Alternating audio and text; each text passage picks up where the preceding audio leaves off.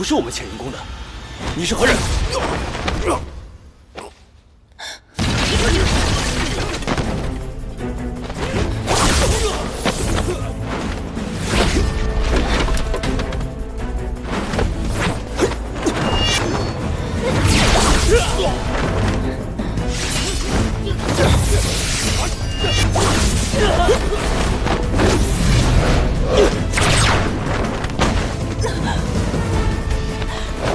姐姐，小心！典当，快跑！你打不过他的。姐姐，你快走！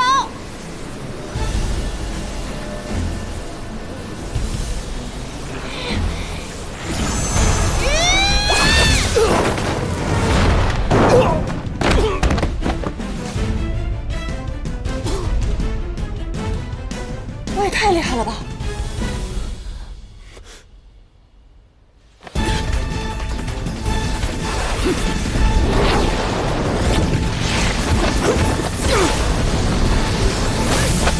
别动！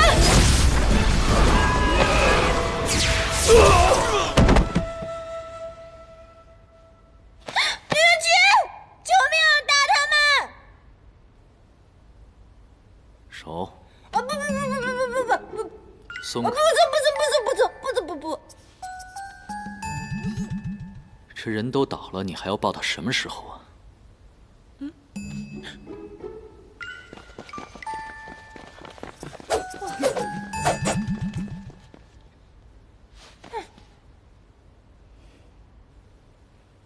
吃什么了？劲儿这么大？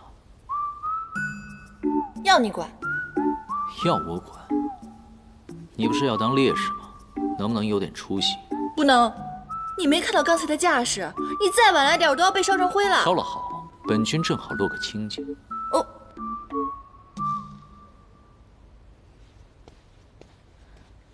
参见帝君。姐姐，你没事吧？我看看。我没事儿。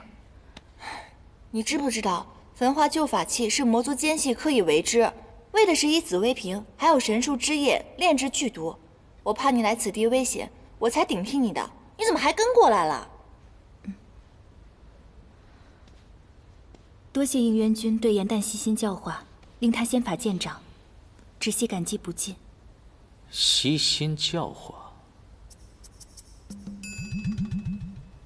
不过也是他天资聪颖，本君不必鞠躬。多谢帝君称赞，我一定会再接再厉的。对了，那个盐池仙官使了个猫腻，真的紫薇瓶在他袖子里，你记得查看。好了，审查奸细此等仙界大事，我们就不参与了。我先送我姐姐回去了，帝君告辞。走吧，姐姐，走啦。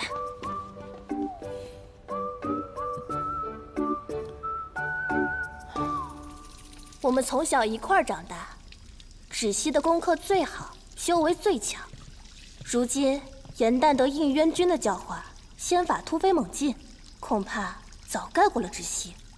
双生之物，一强一弱，只怕之前是我们误把山鸡当凤凰了。说谁山鸡呢？谁天资平平啊？你天资卓越，你怎么不考个仙官啊？你怎么不当个副长事啊？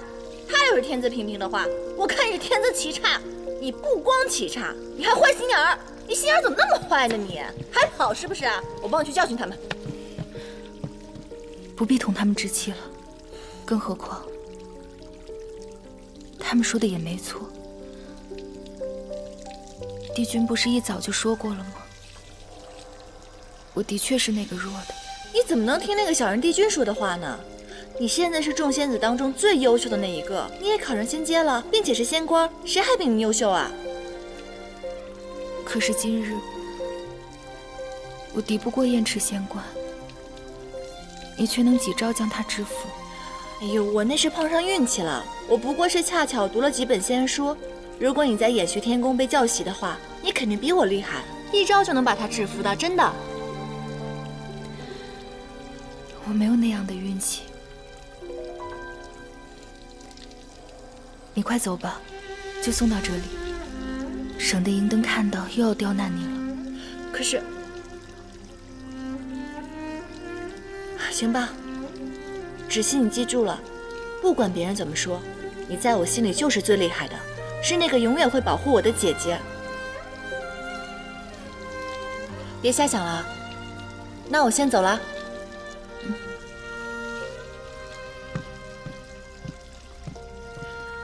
别理他们，如果他们欺负你，告诉我。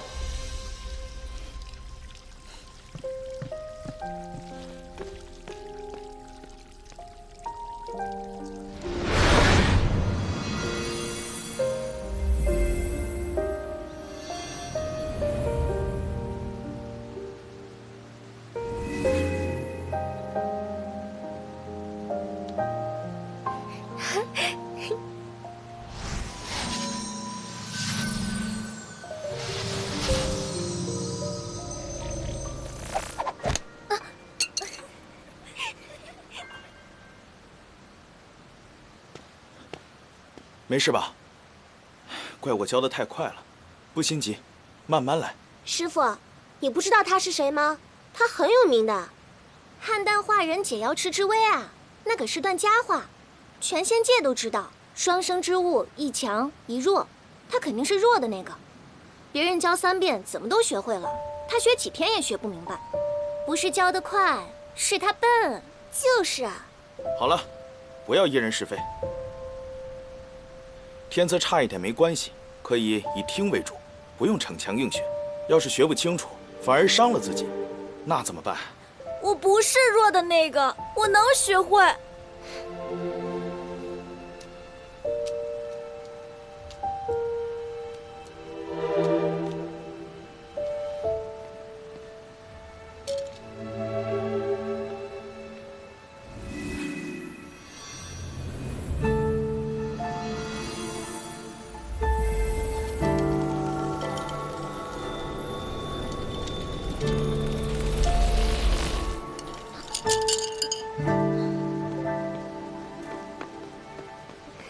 芷溪，我昨天在藏书阁翻到了好多本捉妖打怪的细折子，可好玩了。你要不要一起去？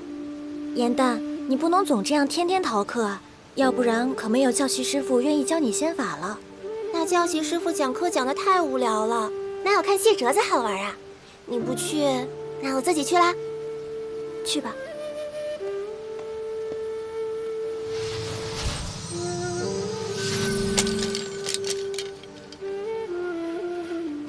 我帮你收好了，不用谢。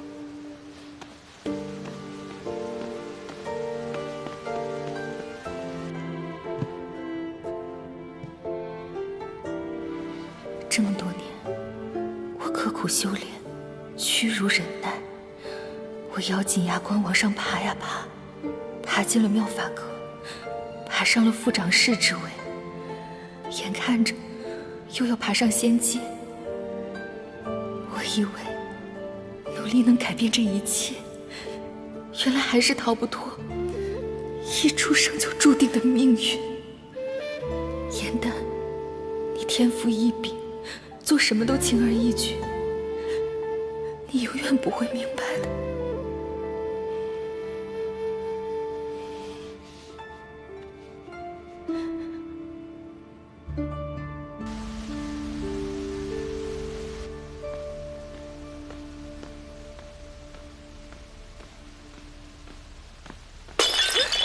谁啊？哎，你坐那么高干什么？你仙法那么高强，就算是往下跳，你也摔不死的。你不光摔不死，你还会连累我这个可爱又无辜的小仙士，你可别想不开啊！一步。你干嘛？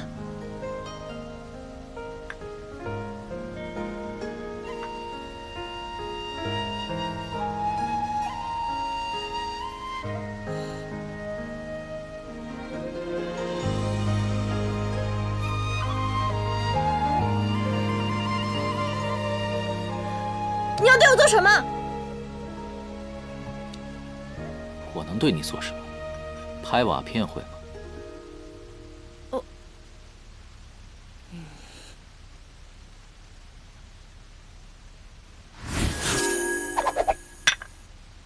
怎么样？我赢了，喝酒喝酒。哎，多喝点啊！哎，喝。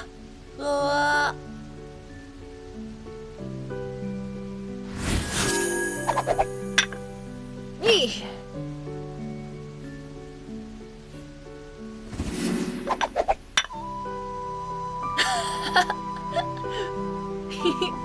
来，马上。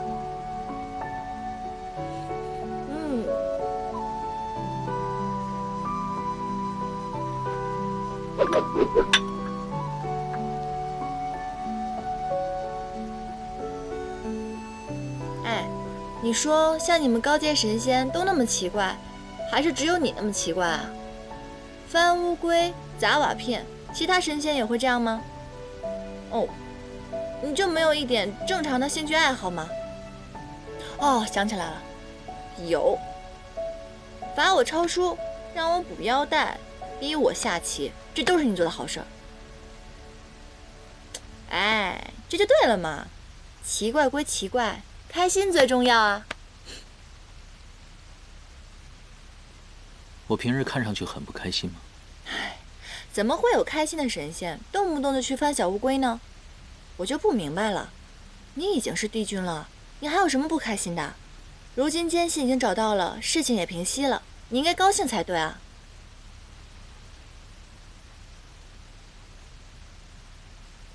只怕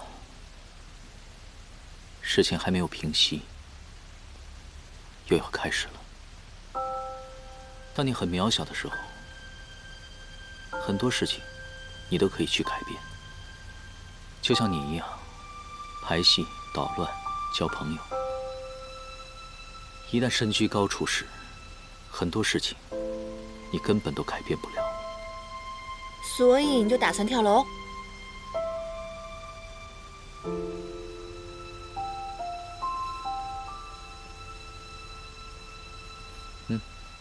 看流星。看流星？那不是凡人的说法吗？他们都喜欢对着流星许愿，但他们却不知道，其实这只是天上布星的神仙挥一挥自己的浮尘而已。但是他们都相信自己许下的愿望会实现。那你呢？你许了什么愿望？6界太平。嗨，怎么会有这么虚伪的回答？怎么可能有人许愿不是为了自己啊？那你告诉我，你许的愿望是什么？只是为了自己吗？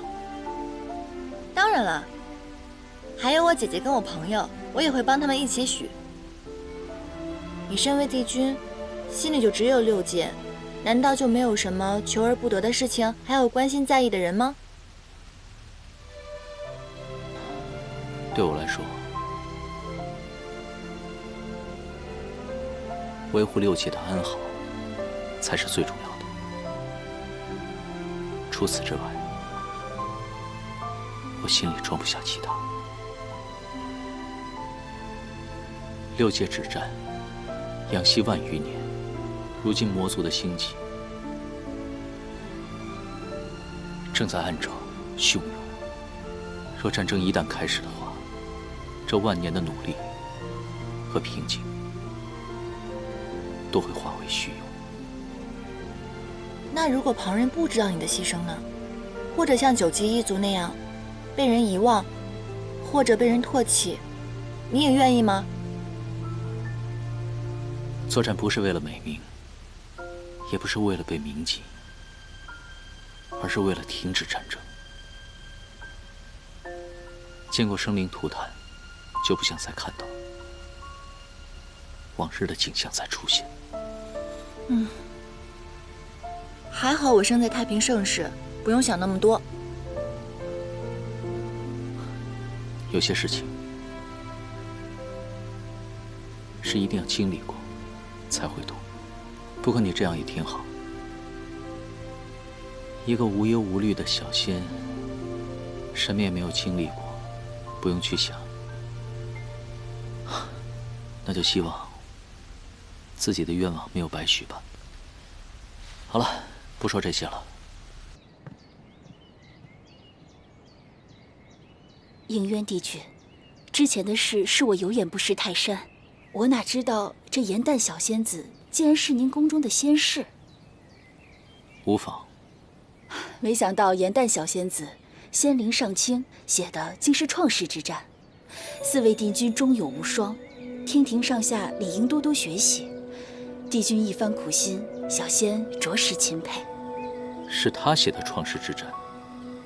是啊，颜淡仙子不仅美貌出众，而且才华横溢，比例深厚。可有戏本？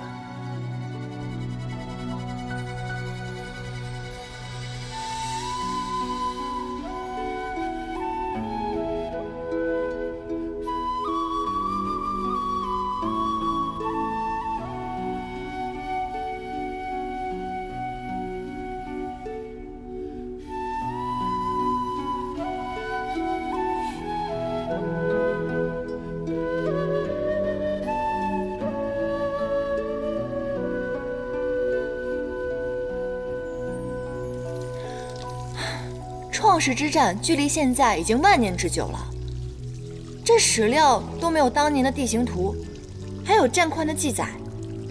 结果你看啊，这张地形图上都写得明明白白的，而且这儿还有批注呢：9旗族备战之后可以转换视角讲述，这正合我意啊！哎，这究竟是何人做的批注啊？万年前的大战地形，还有出兵策略，都记录得非常清楚。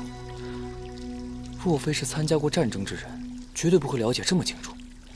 这究竟是谁在帮咱们啊？我知道是谁。谁啊？田螺姑娘。是真的，我在戏本上看到的。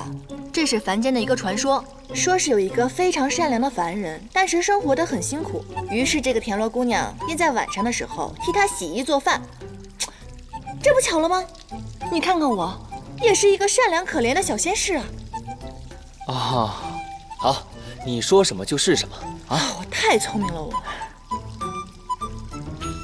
能清楚知悉9旗一族的行军路线，此人或许知道当年灭族之事的真相。本君批注之事，不便让旁人知晓，以免徒增聒噪。应渊帝君平时日理万机，竟然还有时间给颜淡批细本子。看来这个颜淡可不一般呢。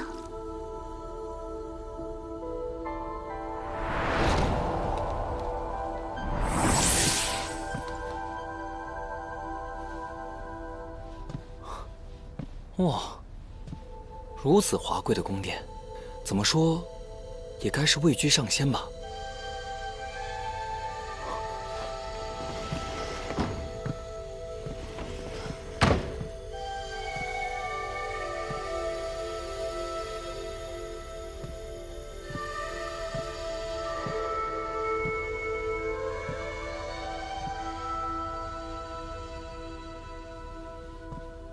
你深夜造访，不会为好奇而来，意欲何为？不妨直言。你好心为檄文批注，却不想让我看到你的面目，难不成你有什么秘密？喂，别那么小气嘛！我只想知道，你到底是谁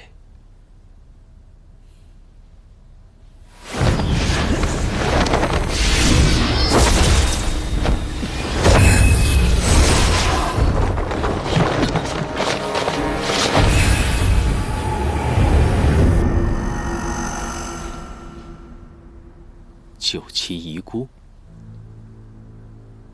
你能识得9旗之力，那昔日创战之时，9旗抗战之际，你必定到过阵前。你为何人？能否告诉我，他们是因何而亡的？我知道的和你别无二致。创世之战时，我驻守在仙界，与9旗一族不在同一个战场。战争之初，9旗的确骁勇，屡克敌军，但修罗族强悍，各族伤亡惨重，增援有限。或许他们的确已经尽力了。我不信。你信也好，不信任罢了。你既然有幸能存活下来，最好忘记这段记忆，好好的活下去。可是我……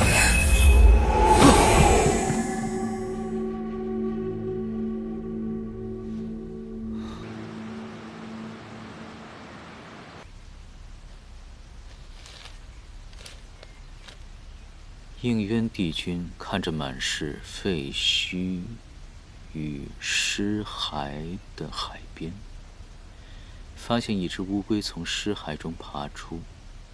应渊帝君微微一笑，施出仙法，将乌龟翻转了过来。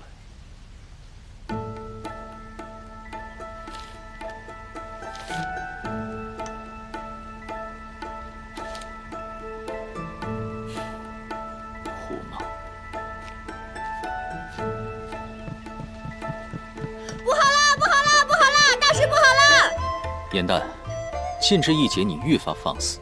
本君让你进来了吗？何事如此慌张？说实话，我也不知道为什么慌张，只是外面的仙士都如临大敌，慌乱如麻。是陆景让我跑进来告诉你，说是什么火德元帅来了。他是什么人啊？火德怎么来了？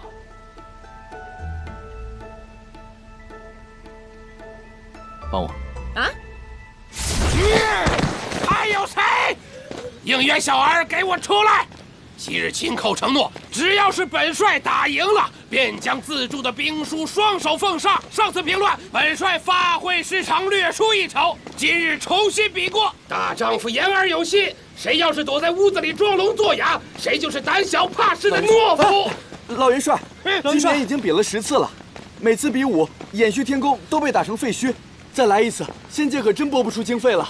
何况帝君近日政务繁忙，少跟我摆帝君的架子！想当初本帅和帝尊驰骋四海的时候，他还连剑都舞不动呢。应元君，应元君，帝君，你醒醒啊！你怎么这样了呢？为了几个奸细，几天几夜不眠，而如今又为了兵房之事，往返于天机阁和练兵场之间啊！你年纪轻轻的，怎么就病倒了呢？虽然病在年深，可却伤在河宫仙士所有人的心啊！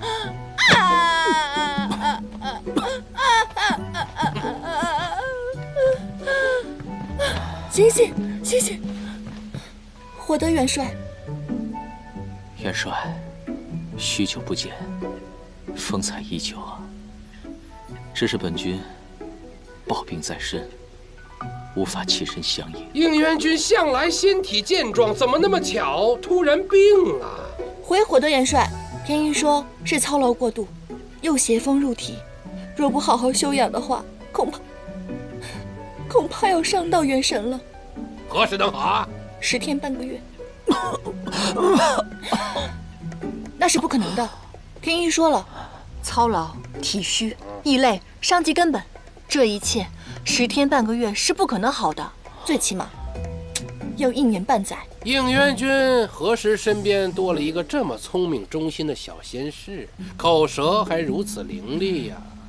这是新来的小仙，行事比较鲁莽，望元帅不要见怪。既然应元君身体抱恙，看来比武之事暂且只能放一放。谢元帅，待本君好了之后，必登门赴约。哼！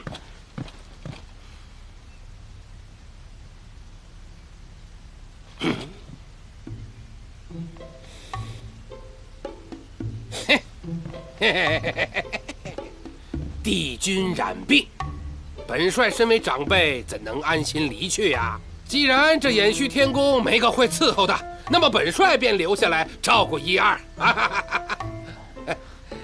元帅，这等小事，怎能让您操劳？您是仙界当中仙灵最长的上仙，不敢劳烦。应元君无需见外，自古以来便有中仆挽肉救主，尝遍遍及的佳话。既然这小仙士如此忠心，想必不会推辞吧？哎，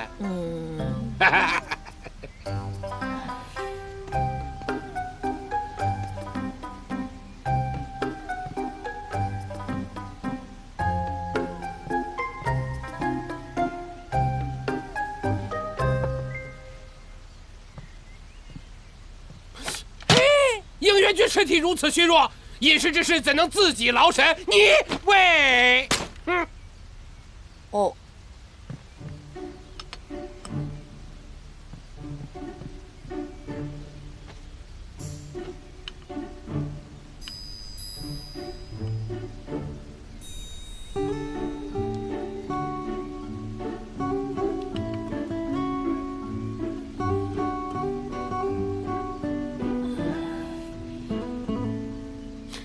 这是本帅的秘方，虽然苦了点、咸了点、臭了点，但专治风邪。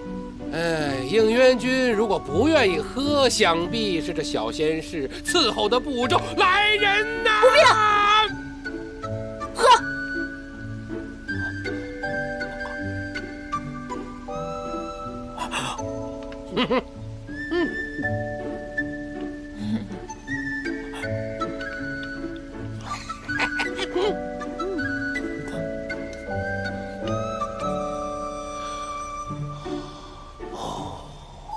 身弱体虚之人不能荤腥，如此美味的灵鸡腿，只能是本帅代为享用了。哇哦！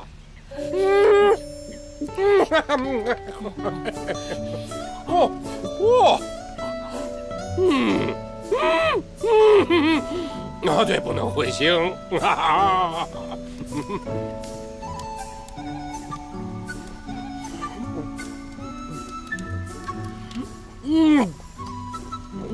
这可是小仙士亲手烧的暖炉，应元君如果不接，恐怕嫌这小仙士伺候的不周啊！来人，接。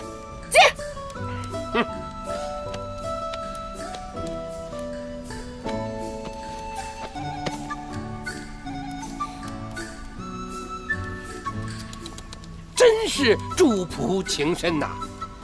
这身弱体虚之人最怕受凉，我再叫青云烧个10个大火盆过来。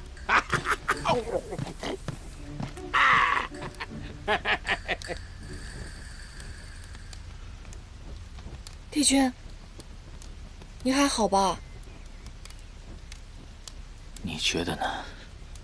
哦。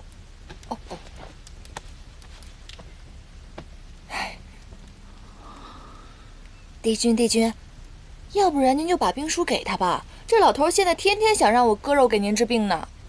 不可能。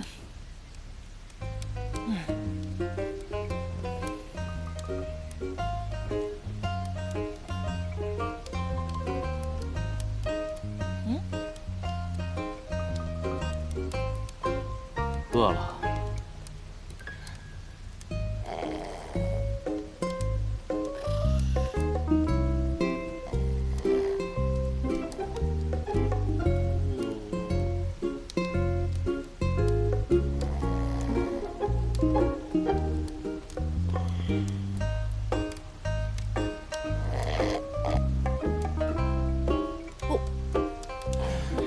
抱歉啊。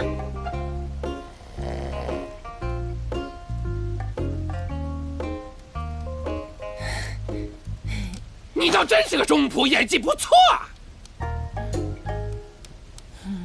伺候不周，致使帝君染病，罪其一；言行失礼，唐突本帅，罪其二；明知帝君身染重病，暗为有幸之物，罪其三。依照天条，应元君，天条你最熟悉，该怎么发呀？逐出偃虚天宫，回玄心崖喂鱼。喂鱼？如若汇报天法处，最起码天星台80雷霆鞭，费半数修为。哇，你这个老头心肠怎么这么歹毒啊？就冲你这句话，再加20鞭。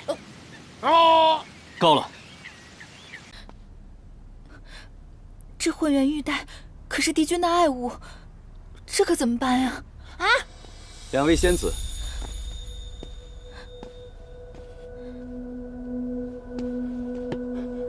这腰带伴了帝君2000年了，你们竟然如此不小心，是谁摔坏的？仙师长，仙师长，我是玄心崖的颜淡，此物是我摔坏的，跟芷溪无关。你低阶仙士擅闯此地，摔坏帝君之物，必须跟我回偃虚天宫领罪。这玉带虽然不是副长室砸的，但毕竟是副长室看管不严所致。帝君和妙法阁的总长室那边，我也不好隐瞒。此事我一人做事一人当，请勿责怪姐姐。此事还要看帝君如何处置。走吧。颜淡，放心吧，姐姐，没事的。晚上等我来取仙晶筑基哦。等我。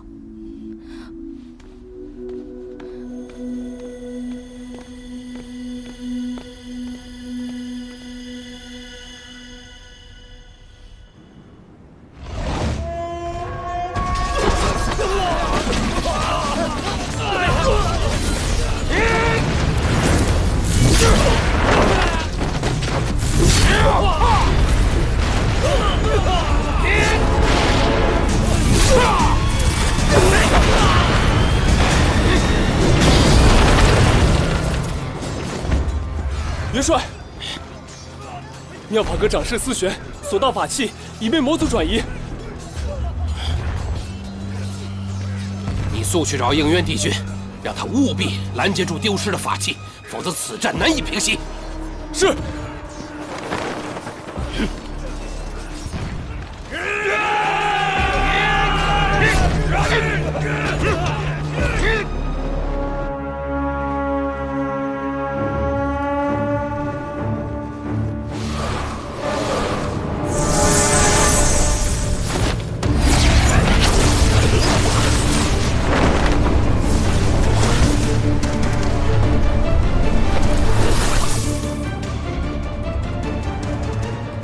山一长老，你挑动魔族内乱，若今日交出法器，我会留你一条全尸；否则，我只能顺应天命，除魔卫道。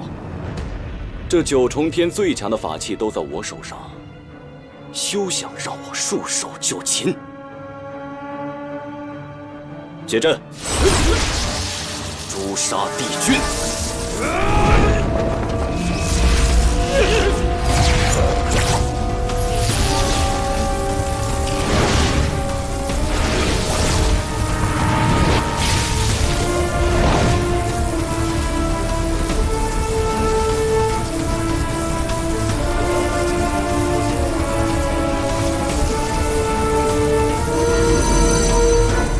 修罗图腾，仙界的帝君竟然是修罗所制。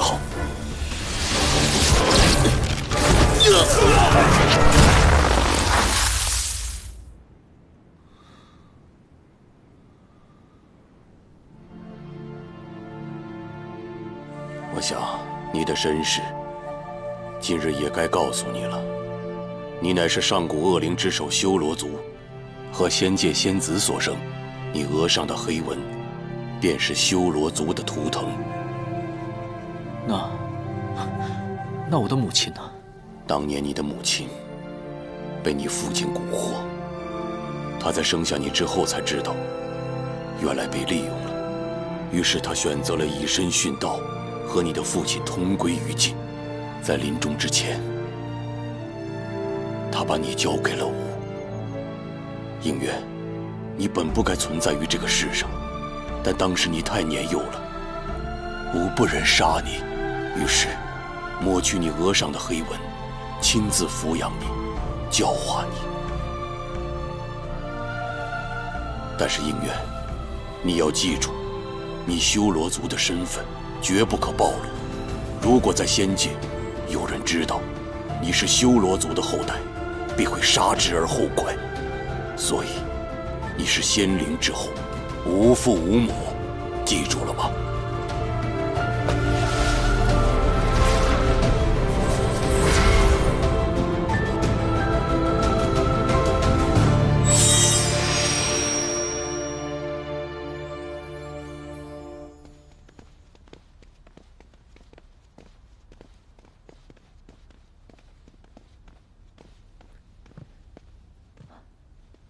帝尊，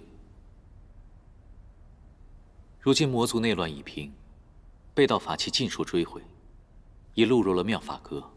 此战，天兵死伤1000，天将折损2名。火德元帅正在天医馆探尾伤员。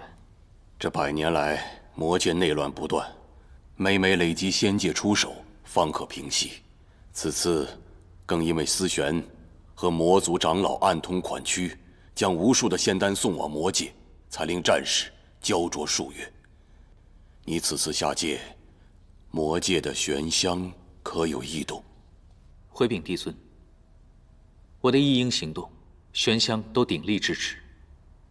他多番表示自己生性自由，并无野心。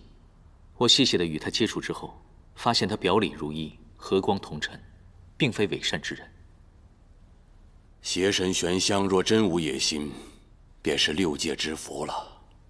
玄香如此性情，对仙界恐怕是喜忧参半。此话怎讲？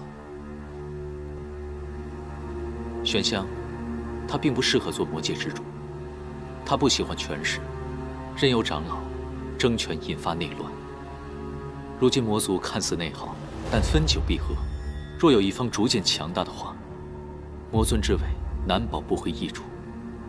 到时候大战在所难免，还请帝尊做好防备才是。明日起，天机阁天兵处停止一切修牧，皆由你来指挥，绝不能让魔界有可乘之机。是。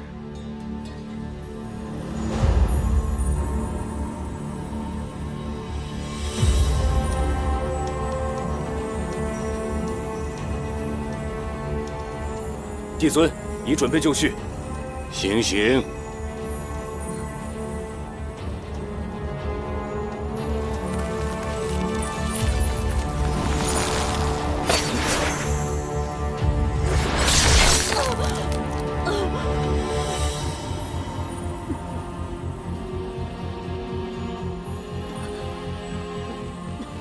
看见了吧，一个有锦绣仙途的仙官长士。连桓清都曾向我要过此人，却因为一个情字，与魔族中人珠胎暗结，违反天条。受刑罚者，若不认错，至死方歇。帝尊，思玄执手数千年，一时被蒙蔽。帝尊，可否饶恕他这次？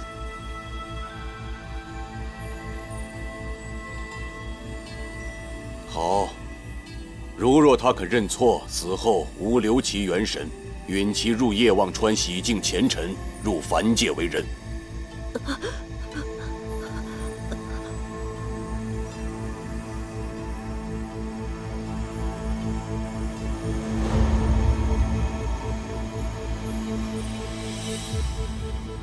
思玄，詹姨长老已死，你还有悔过的机会。爱人已死，我岂可苟且偷生？况且，明明是这天条不公，我无悔亦无错。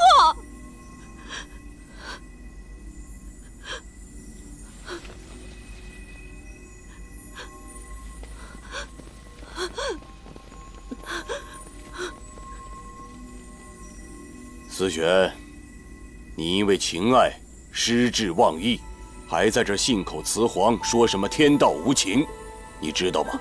天条的守戒为什么是不容有情吗？因为唯有神仙无情，才可保6界平安。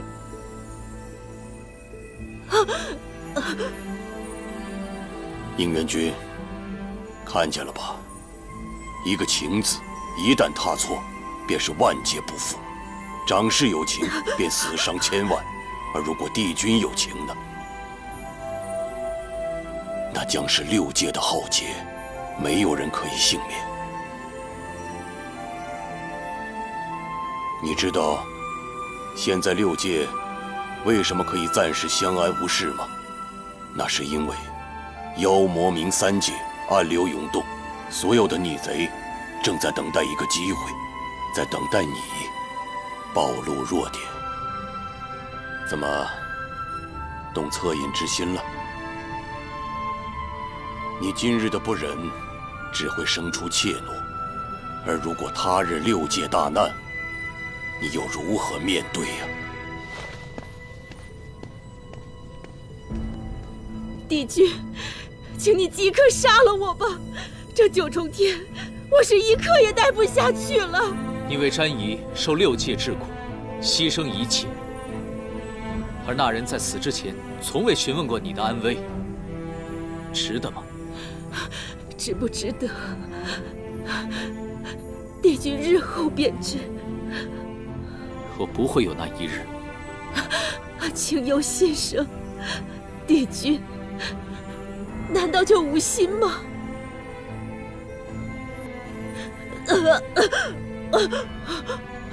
我求求你杀了我，我宁愿怀着这有情的心死去，也不愿和你们这无情之人同活。我不愿意再受这不公的待遇了。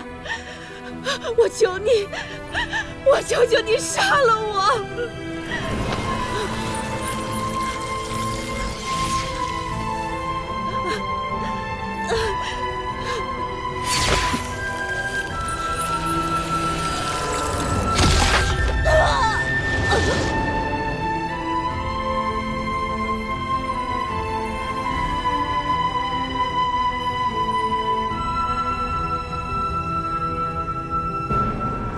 情法不可违逆，我能做到的，就是保下你的一丝元神。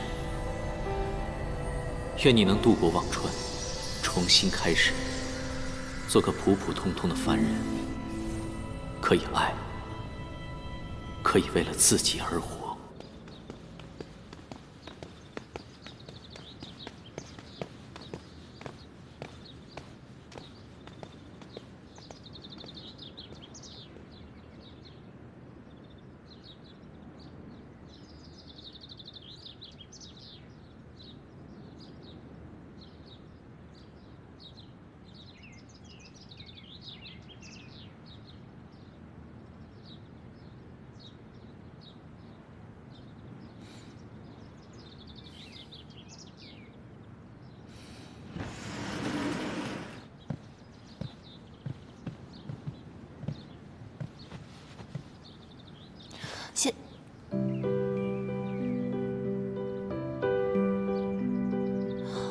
范归君，是你！颜淡，休得无礼！本君先好，清离应渊帝君。帝君与范归君是同一人。小仙鲁莽，不小心弄坏了帝君的衣物，还望帝君惩罚。玄仙崖的仙士怎会接触到此物？哦，对了，你的姐姐芷溪是在妙法阁任职。是小仙去拜访姐姐的时候，不小心弄坏了您的玉带，跟姐姐毫无关系，是小仙因人所为，还望帝君明察。损坏腰带没有什么大事，起来回话。多谢帝君。帝君果然大人有大量，小仙日后一定会多多。我说了没有什么大错，但并不代表不罚你。青云，在。偏殿是不是还缺打扫的人手？是。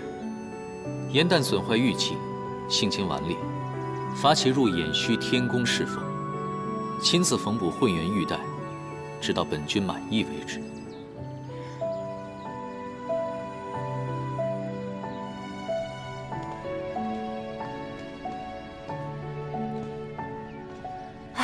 仙君，您别送了，今天我就要走了，您要好好保重身体，以后我会常回来看您的。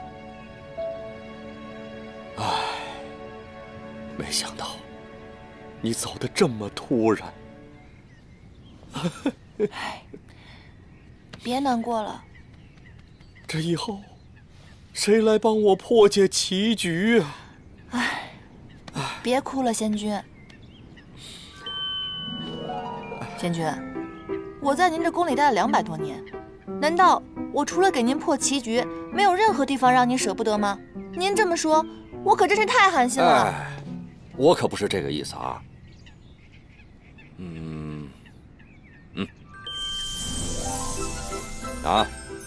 这袋法器，就当是分别时我赠送你的礼物了啊。哎，但是你要记住，以后可要经常来看我啊。放心吧。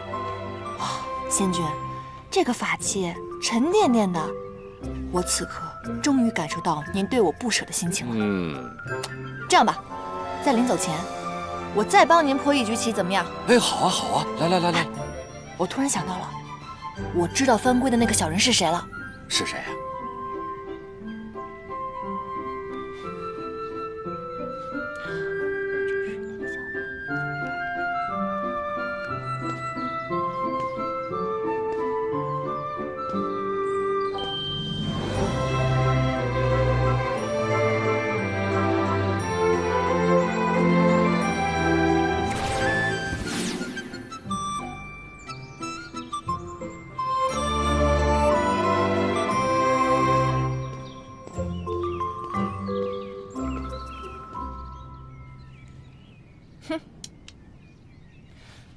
小人帝君这回总算是黔驴技穷了，这局还没有上一局难呢。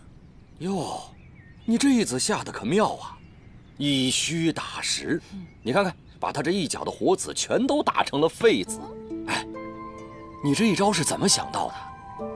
下棋对我来说，要不然就是捡漏，看出对方的破绽，顺藤摸瓜；要不然就是打劫，把对方的变成自己的，变不成那就通通吃掉。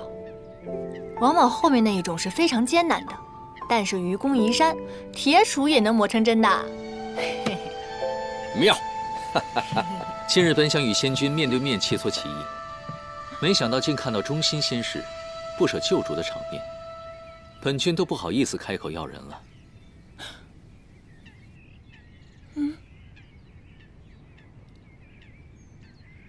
哈哈，应渊君，你什么时候来的？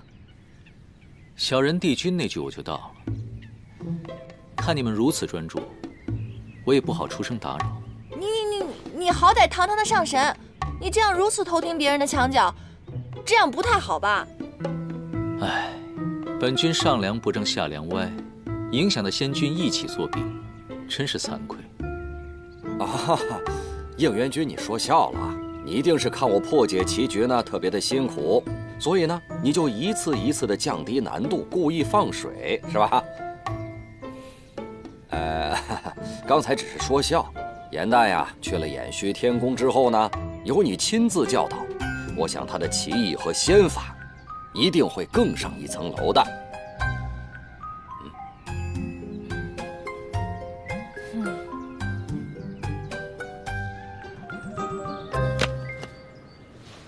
既然你的精力如此充沛，打扫偏殿实在是太大材小用了。以后呢，誊抄仙法破解棋局，自然就交给你负责了。帝君您棋艺高超，每日肯定有很多神仙来找您斗气。如果这样的话，我难道……能者多劳啊！以后，所有人送来的棋局，自然是交给你来应付了。哼，你就是气我帮仙君破了你的局，公报私仇。是。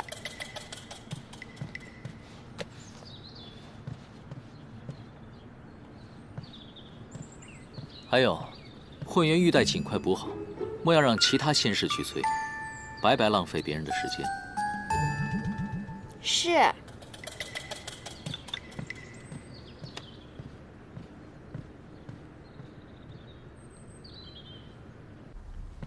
应渊这个小人，他表面温文尔雅的，他实则呢肚子里一堆坏水，给我安排这么多活让我干，他就是故意想整我，小人。没想到。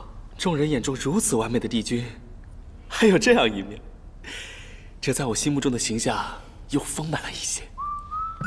哎，你到底跟谁一伙的你？好了，颜淡，帝君翻规不过是童趣之举，哪有你说的那么严重啊？况且他与北冥仙君对弈，外人本就不该干预。你当着他的面说他是小人，他还能一笑了之，可见他宽宏豁达，是个正人君子。芷溪，你清醒点好不好？你这是色令智昏啊你！你们知不知道延续天宫有多大？每天什么活都让我干，腰酸背痛的。还有那个书让我抄了一遍又一遍，我脑袋都快疼死了。多少人想来延续天宫还进不来呢？你有这样的福气，应该珍惜才是。哦。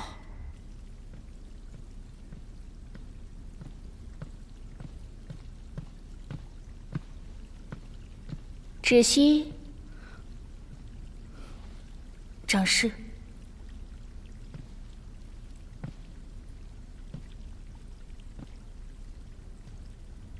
耍小聪明让妹妹顶罪，你们还真是姐妹情深。可惜帝君宽和大度，让颜淡因祸得福了。不知你这个做姐姐的，心里酸不酸？有没有一丝后悔？若不是那一念之差，如今飞黄腾达的可就是你了。延续天宫的差也并不好当，颜淡每天甚为辛苦。这种不痛不痒的诉苦，你也信？不过就是炫耀罢了。颜淡不是这样的人。那你说她是哪种人？不思进取的废物妹妹？双生莲必分强弱，大家都说你是强的那个。我看未必。不然帝君为何一眼挑中那个一无是处的颜淡？你自己好好想想吧。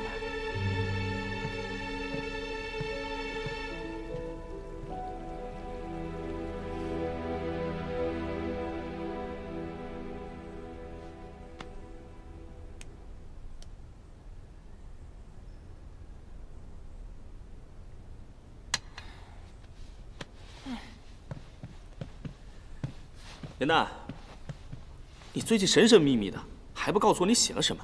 现在可以说了吧？我写这出戏的灵感，正是取自你给我推荐的那本《创世之战》。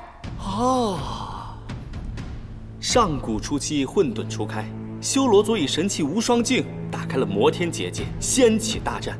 帝尊携4大帝君救众生于水火，辟四海，创6界，这才有了如今的太平盛世。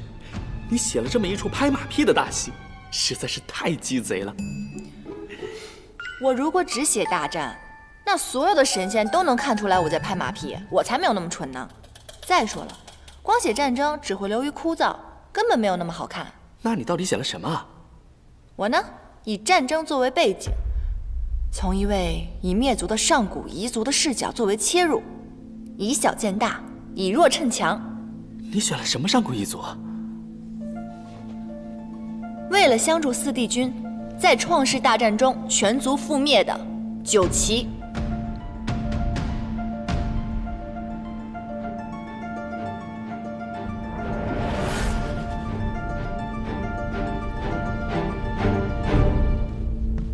你竟然翻出了九岐？正是，他曾被誉为6界当中最强悍的水族，上天为龙，入海为鱼，百毒不侵，水火不灭。可就这么厉害的种族，却在这些年的和平当中被人们逐渐遗忘了。如今除了我们，谁还能想到当年惨死的九岐呢？你是不是想到了自己，觉得同病相怜了？唉，4叶汉淡一族最起码还残留了我和姐姐，可是九岐连个血脉都没有留下来，实在是太可惜了。传说九岐虽然善战，但却生来欲望浅薄，在每化人之前都会经历命悬一线的紧要关卡，没度过呢，就会林立散尽而亡；度过了，便是浴火重生。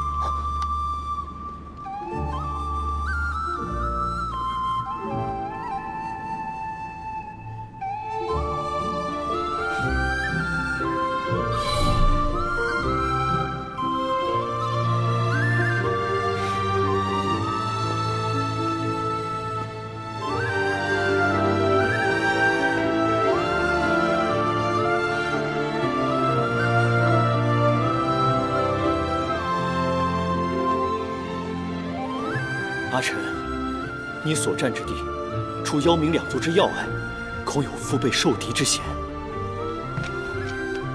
定要小心。我会的。妖冥两族尚好对付，而你，风翼，平定了生死场，速速来找我。这是自然。我们不如打赌，谁先结束战役，我们孩儿的名字就由谁来取，可好？好。希望孩子诞生前，我们便可团聚。这么多年了，竟还有人记得我们九旗一族。停！哎呀，不对，你是九旗族赫赫有名的女将军，哪怕面对生死离别，你的眼神必须是坚毅的，你要压制住内心的不舍，明白吗？还有你，并不知道这一别将是永别，所以你的表情不能太过于悲怆，并且你要相信眼前这个人一定会得胜归来的。这样吧，大家再来一遍好不好？严旦，时间不早了，今夜就先排到这里吧。明天一早大家还要起早侍奉呢。哦，那今日要不然先这样，你们回去好好研究一下，散了吧。走。哎，这儿的长师收了我们送的法器，没说什么吧？没有，帝尊重武亲闻，这个戏台子也荒废了很久，长师还乐不得我们用呢。那就好。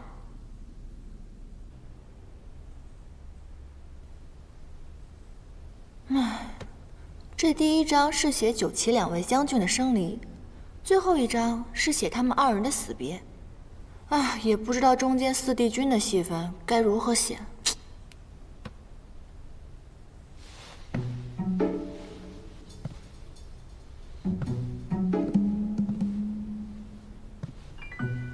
好呀，陆明，竟然想吓唬我！哼！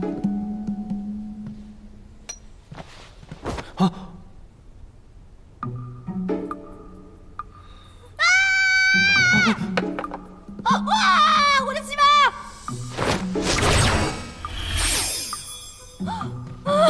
我的戏码！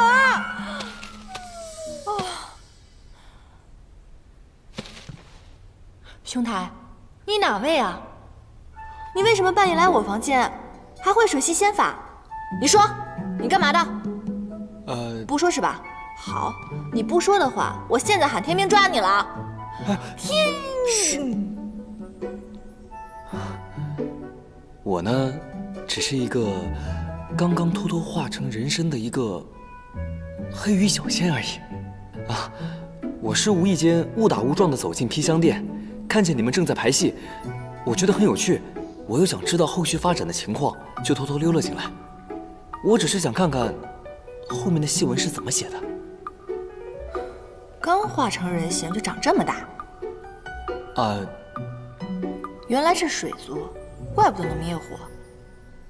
所以你刚刚说的那些，就是你帮我抢救戏文的原因喽？看来你这条小黑鱼还算有良心嘛。我之前认识的那条就没有你这么有良心了。看你的装饰吧，确实不像什么仙君仙士，所以你跟我来，当真是因为觉得我戏写得好？是啊。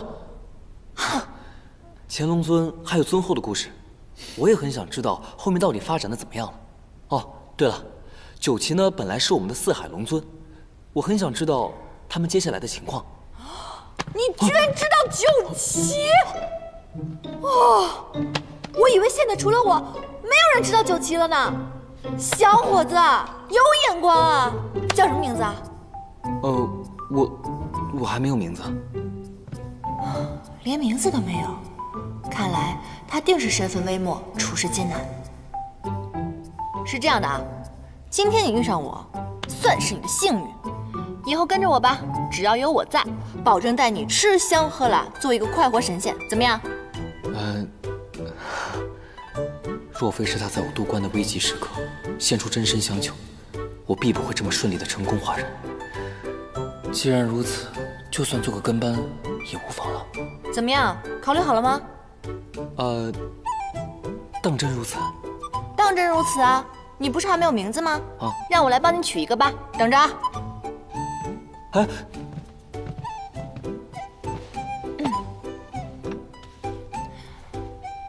当真如此？嘘。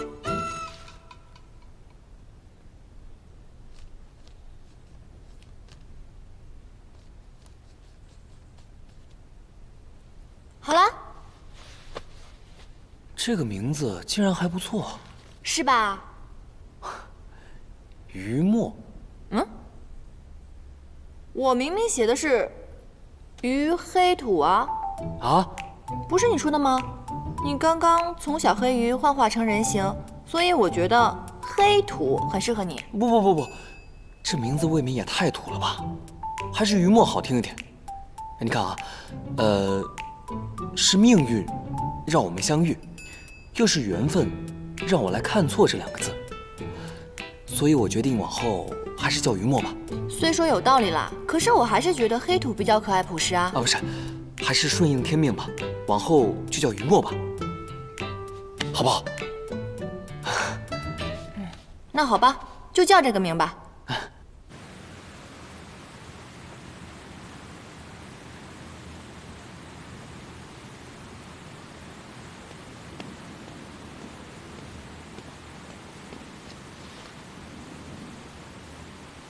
帝君，严旦求见。所谓何事？说是腰带补好了，帝君是否一见？叫他进来吧。是。针脚比上次好了一些，但丝线的颜色本君不喜欢，拿回去重新缝。帝君，那你到底喜欢什么颜色？随缘。帝君，您不是着急带吗？我想的是，您把要求说得详细点，这样我就不会日日来打扰了。虽然急，但宁缺毋滥，反正你日后也要天天来。天天来？过来，破局。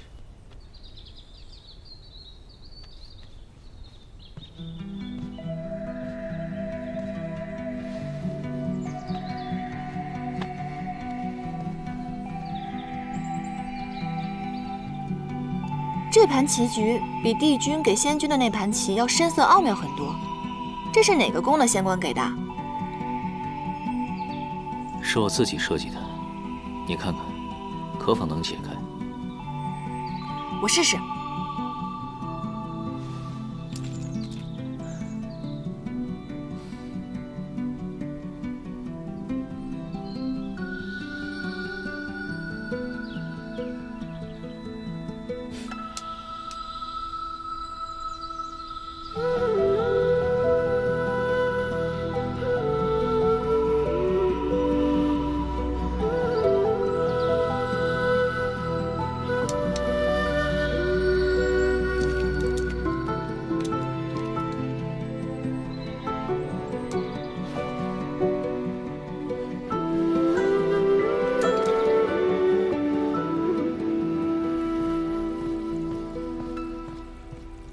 哎，这9重天的食材啊，可都是可以滋补灵力的，吃吧。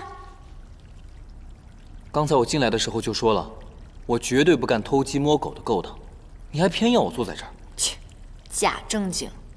哎呀，9重天的这些蛋啊，可都是仙姬所下的，对仙灵会有帮助的哦。当真不吃？那我也不吃，我说不吃就……敬酒不吃吃罚酒。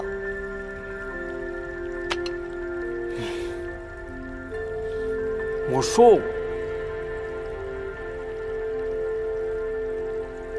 这也太好吃了吧？是不是？我都说了，我的厨艺跟我写戏不相上下，好吧？哎，那你之前排戏的名字叫什么呀？《创世英雄传》。你戏的主角不是9旗吗？你觉得他们是英雄？他们当然是英雄了，在创世之战中，帝尊、4帝君是英雄，9旗一族也是英雄。在我看来，那些籍籍无名的小仙小族，他们只要为战争胜利战斗过、努力过，在我心里他们也是英雄啊。所以，这才是我写这出戏的意义。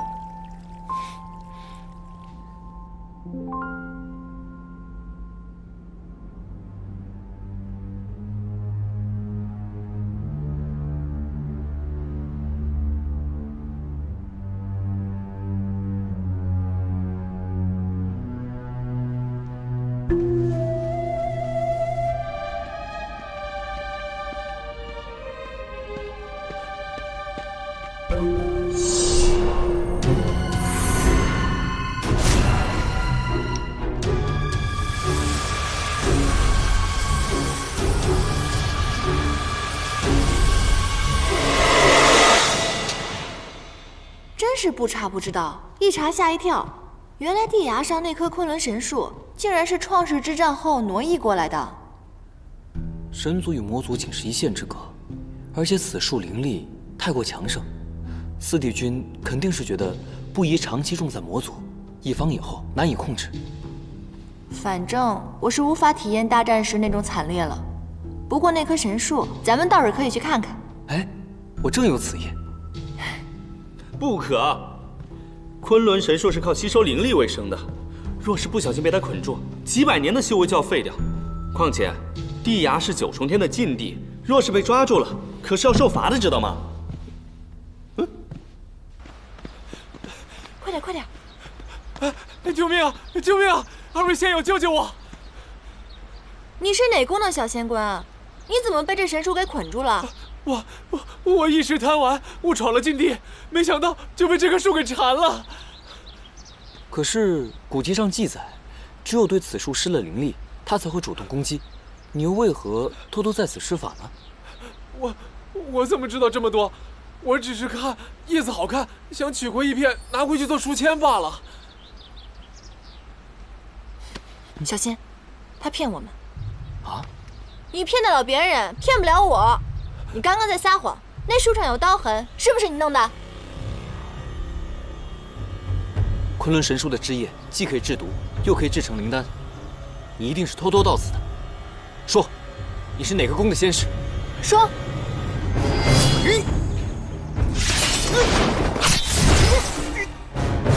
不要施法！啊！